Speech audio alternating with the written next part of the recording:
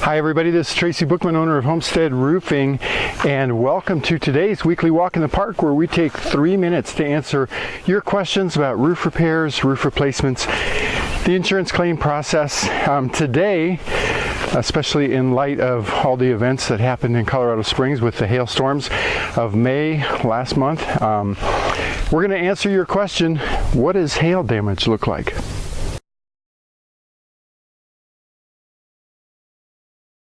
There's a couple reasons why that's actually an important question. One reason is because one of the tactics that the door-to-door guys like to use, or the phone solicitors that probably have been blowing up your phone since the hailstorm, is they like to say, you know, we were just driving by, and as we were going by your house, we noticed that you've got hail damage on your roof, and so we wanted to offer you a free inspection. For the most part, unless the storm that we've gotten is just like huge, you can't see hail damage from the street.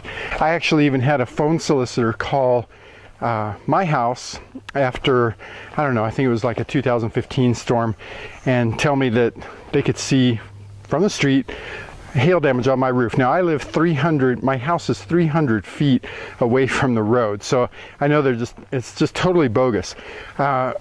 So reason number two why this is an important question is because homeowners a lot of times will get concerned about the fact that they see a lot of granules at the bottom of their downspouts after a hailstorm, wondering, does that indicate that I've got hail damage? Here's some kind of hopefully helpful tips on self-identifying hail damage. Right after a storm, the hail damage is going to look pretty fresh, and so it's going to be, you know, depending on the size of the hail, could be anywhere from dime size, let's see how to do this backwards, up to quarter size, maybe tennis ball size like we had in 2016, but it's going to be a very obvious circular mark, maybe an oval mark.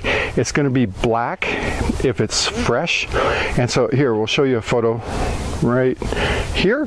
Okay, so that's some fresh hail damage. A lot of times it's like splatter shaped. Older hail damage, maybe, you know, something that occurred from a storm a couple years ago, is going to be gray, not black. And if it's even older, you're going to be able to see the fibers in the fiberglass matting on the shingle. So what is happening is that hailstone hits your roof and it softens the mat because of the impact, and because of that, the granules that are in that spot either get knocked out or they get washed out in the rain that usually comes with hailstorms. Don't confuse hail damage with blistering. So here's a photo of blistering. Blistering is not caused by storm damage. It's usually a thermal problem, so too much of a heat buildup in the shingles, and so we actually get those kind of calls not infrequently where houses for sale, home inspector's gone up and found blisters on a roof and says to the homeowner, hey, you know, there's hail damage, you better file a claim. Claim gets filed, insurance adjuster comes out, says no, it's not hail damage, it's just blistering, so they denied a claim because there's no storm damage. You know, if we've got a real damaging hailstorm that's beat up your siding, like this one right here, all right, so if it's beat up your siding, beat up your screens, chances are real good that you've got hail damage on your roof. It may possibly be visible from the street depending on if it was really big or not, but by and large you can't see hail damage from the street.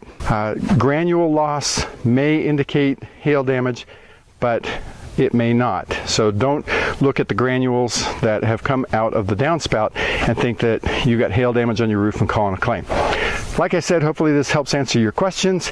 If you've got more questions, or if you would like somebody to inspect your roof, let you know if you have hail damage, let you know whether you should file a claim or not, please give us a call at our office phone number right here, 719-433-6991. You can also visit our website where we've got a ton of information, other helpful videos, lots of education for homeowners. Website address right down here, homesteadroofingcolorado.com. And otherwise, my name is Tracy Bookman, owner of Homestead Roofing, and we will see you next week on our weekly walk in the park.